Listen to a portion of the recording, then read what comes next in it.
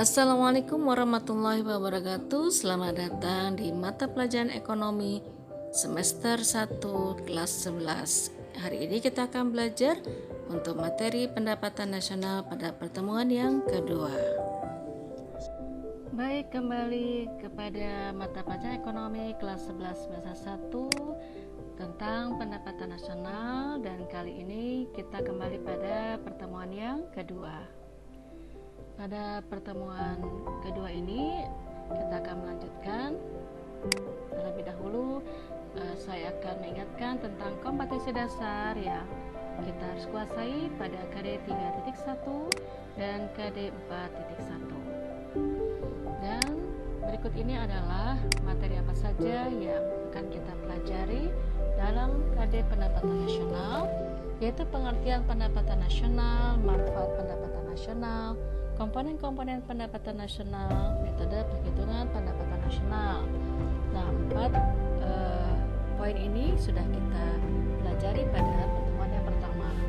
Selanjutnya adalah pendapatan per kapita serta hubungan antara pendapatan nasional, jumlah penduduk, dan pendapatan per kapita. Sebelumnya, Ibu akan menyampaikan secara singkat materi yang sudah kita pelajari pada pertemuan pertama, yaitu tentang apa sih manfaat dari pendapatan nasional. Kita sudah mempelajari ada 6 manfaat pendapatan nasional.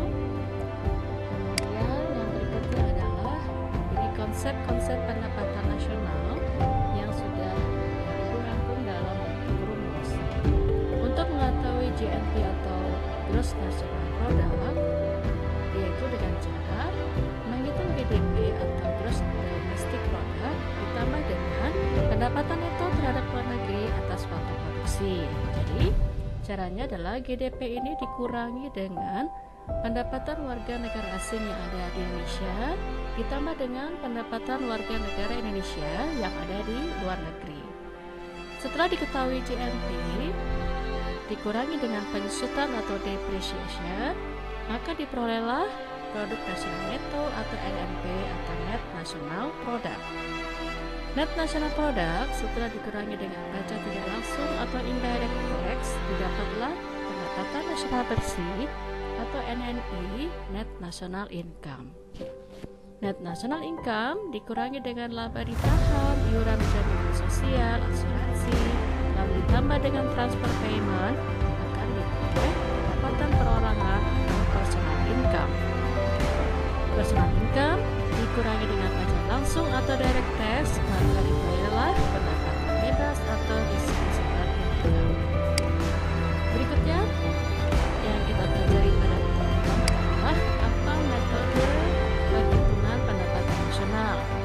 Ada 3 metode untuk pendekatan. Pertama, pendekatan produksi, kedua, pendekatan pendapatan, dan yang ketiga adalah pendekatan pengeluaran. Sekarang kita akan memasuki pada materi kita pada hari ini. Apakah ini dimaksud dengan pendapatan per kapita? Pendapatan per kapita itu adalah tingkat rata-rata pendapatan penduduk suatu negara pada periode tertentu dengan jumlah penduduk di negara tersebut. Kita ketahui bahwa pendapatan per kapita itu sebagai salah satu cara untuk menghitung tingkat kesejahteraan masyarakat pada negara tersebut. Nah, bagaimana cara menghitungnya? Rumus untuk menghitung pendapatan per kapita adalah IPC sama dengan sigma GNP dibagi sigma P. IPC adalah simbol dari pendapatan per kapita, sigma GNP adalah jumlah dari Gross National Product, dan sigma P adalah population atau jumlah penduduk negara tersebut. Apa gunanya kita menghitung pendapatan per kapita? Yang pertama, digunakan untuk melihat tingkat perbandingan kesejahteraan masyarakat dari suatu negara dari tahun ke tahun. Apakah kesejahteraan masyarakat itu semakin bertambah atau justru menurun? Yang kedua, sebagai data perbandingan tingkat kesejahteraan suatu negara dengan negara lainnya.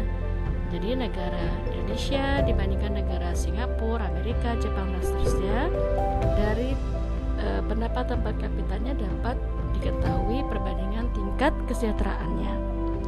Yang ketiga adalah menjadi perbandingan tingkat standar hidup suatu negara dengan negara lainnya. Yang keempat adalah menjadi data untuk pengambilan keputusan di bidang ekonomi. Nah, sekarang karena kita sudah belajar tentang pendapatan nasional, hari ini pendapatan per kapita, lalu apa hubungannya? Jika pendapatan nasional sebuah negara itu tinggi, tetapi jumlah penduduknya besar, pendapatan per kapitanya bisa saja rendah. Begitupun sebaliknya, jika pendapatan nasional rendah, jumlah penduduknya sedikit, bisa jadi pendapatan per kapita tinggi. Jadi, tinggi rendahnya pendapatan per kapita itu bergantung kepada jumlah pendapatan nasional dan jumlah penduduknya. Kalau kita bicarakan apakah pendapatan per kapita yang tinggi sudah pasti tingkat kesejahteraan masyarakatnya tinggi, itu juga harus dibuktikan dengan pengukuran pendistribusian pendapatan nasional. Dan untuk mengukur distribusi pendapatan itu harus direncanakan sedemikian rupa sehingga menghasilkan pendapatan pembagian yang adil dan merata. Dan untuk mengukur ketimpangannya dapat digunakan beberapa ukuran, yaitu distribusi pendapatan keuangan atau distribusi ukuran pendapatan, distribusi pendapatan dengan toleransi dan koefisien Gini.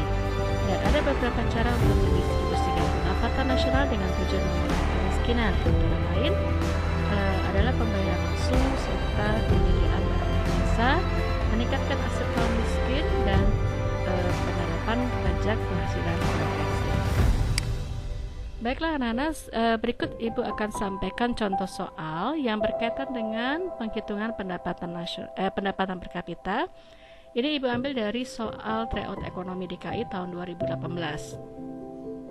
Dalam stem soalnya disebutkan ada data-data negara, ada 5 negara dengan masing-masing jumlah GNP dan masing-masing jumlah penduduknya. Karena ini adalah negara-negara yang tidak nyata atau real, maka angka-angkanya pun tidak real atau tidak nyata, jadi bilangannya bulat. Kalian diminta untuk menyusun urutan tingkat kesejahteraan dari perolehan pendapatan per kapita dari yang tertinggi hingga yang terendah. Nah, cara menghitungnya atau membahasnya adalah berarti kita harus menghitung satu persatu pendapatan per kapita pada masing-masing negara tersebut. Barulah kita dapat menyusun manakah negara dengan tingkat kesejahteraan yang tertinggi sampai yang terendah. Demikian berikutnya pembahasannya. Negara Faviana tadi GNP-nya 8.000 dengan jumlah penduduk 200, maka diperoleh pendapatan per kapitanya 40. Negara Wallace GNP 35.000 dengan jumlah penduduk 700, maka pendapatan per kapitanya 200.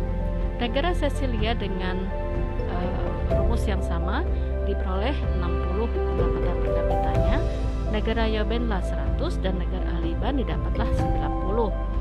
Nah, berdasarkan data-data itulah maka susunan negara dengan pendapatan per kapita yang tertinggi hingga terendah adalah Wallace, Yobenlah, Aliban, Cecilia, lalu Faviana. Maka jawaban atas soal tadi adalah D. Baiklah anak-anak, demikianlah pembahasan kita pada hari ini. Saya akan tutup dengan quotes untuk pertemuan kita pada hari ini. Kamu perlu pengetahuan untuk mengetahui sesuatu, tapi kamu butuh keberanian untuk melakukan apa yang kamu tahu. Terima kasih.